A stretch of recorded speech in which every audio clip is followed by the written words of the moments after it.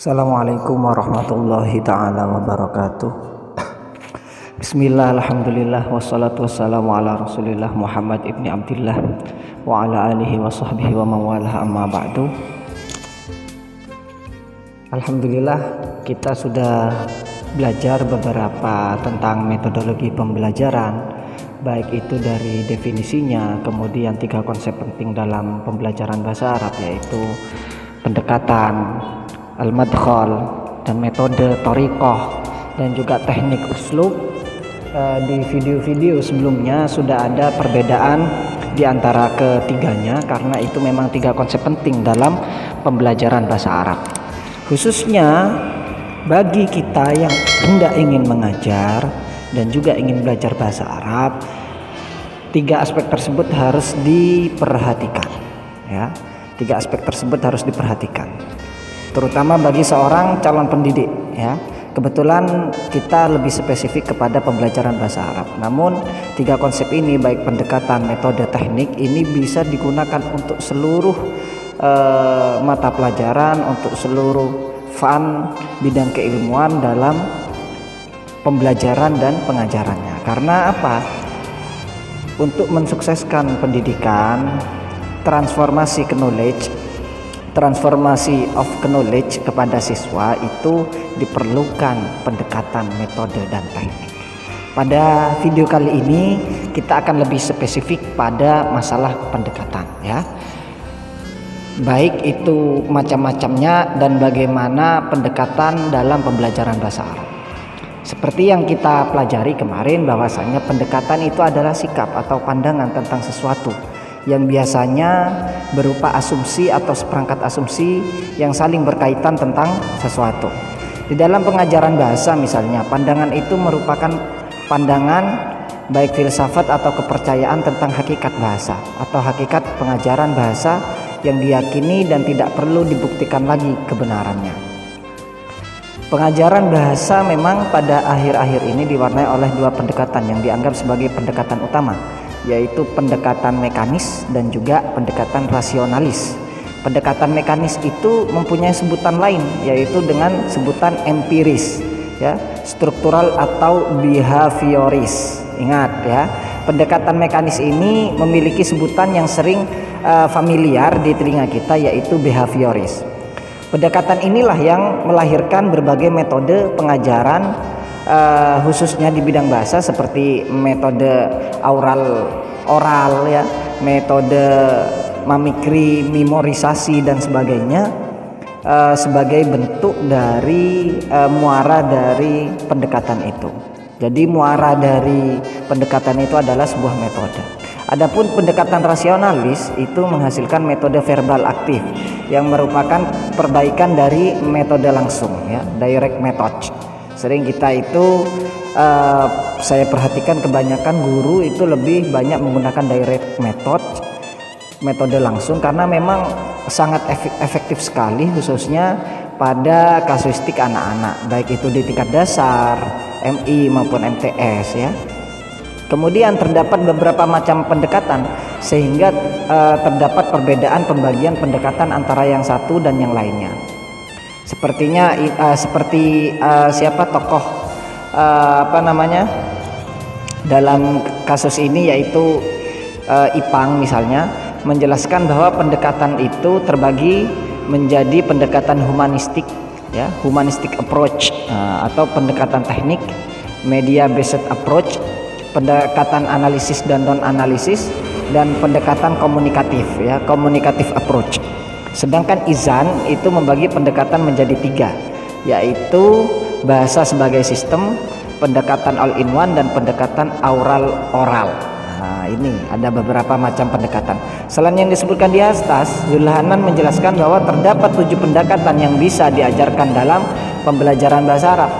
Pendekatan tersebut itu meliputi pendekatan struktural, fungsional, komunikatif, berbasis media, humanistik, oral, serta analisis dan non-analisis.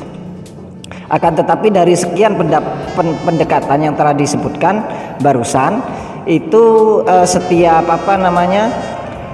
setiap tokoh atau setiap para pendapat itu terdapat dua pendekatan yang paling umum yang bisa menjadi acuan untuk semua pelajaran ya. Ingat, tidak hanya bahasa Arab saja, semua pelajaran. Pendekatan tersebut disebut dengan student center dan teacher center. Nah, jadi yang jadi pusat itu ada yang nanti muridnya yang jadi senternya, ada juga gurunya sebagai senternya. Pendekatan student center menekankan asumsi bahwa pembelajaran itu dilangsungkan oleh siswa. Ini yang sekarang sangat diterapkan di sekolahan, khususnya di K13. Jadi yang menjadi subjek utama dalam pendidikan itu adalah student, murid, bukan guru. Sehingga ketika guru yang masih menjadi teacher center, guru yang masih berperan aktif dalam kelas, maka itu tidak sesuai dengan K13. Oleh karena itu, kalian yang sudah ngajar di beberapa sekolahan, baik itu di MI atau di SD atau di Aliyah, usahakan ketika mengajar itu menggunakan pendekatan student center. Kenapa? Karena ini lebih efektif dan sesuai dengan kurikulum yang ada, khususnya K13. Jadi siswa itu memang benar-benar dituntut aktif ya. Sehingga dalam student center pendekatan ini peran guru cenderung pasif ya. Jadi perannya misalnya guru itu hanya 30%, 70% itu adalah student semuanya, murid semuanya.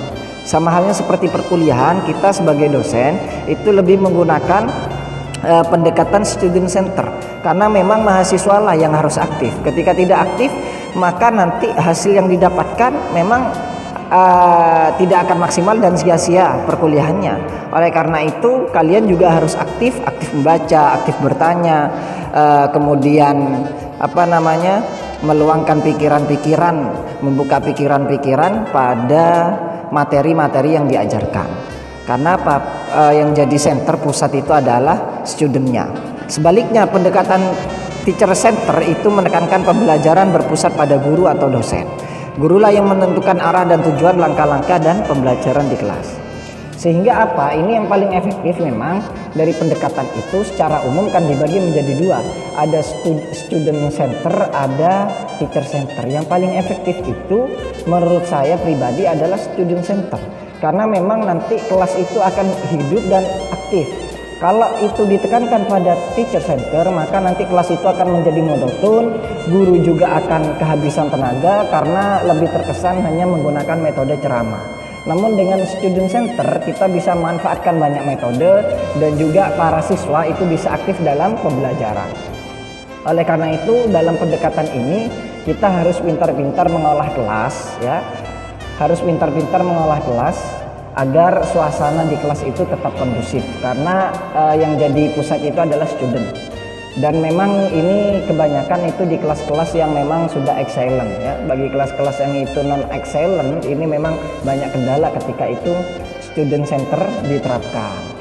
Kebanyakan ketika di kelasnya itu yang banyak siswa yang barbar dan banyak di luar kontrol guru, maka itu memang yang lebih harus ditekankan adalah teacher center. Namun ketika kelas-kelas excellent itu memang student center. Seperti di kelas perkuliahan ini, kita lebih menekankan pada student center. Yang jadi pusat itu adalah mahasiswa. Mahasiswa harus berperan aktif dalam pembelajaran sehingga nanti hasil yang diinginkan itu tercapai dengan maksimal. Mungkin itu hanya beberapa dari macam-macam pendekatan dalam pembelajaran bahasa Arab. Dan ini bisa digunakan untuk semua pembelajaran, tidak hanya bahasa Arab saja.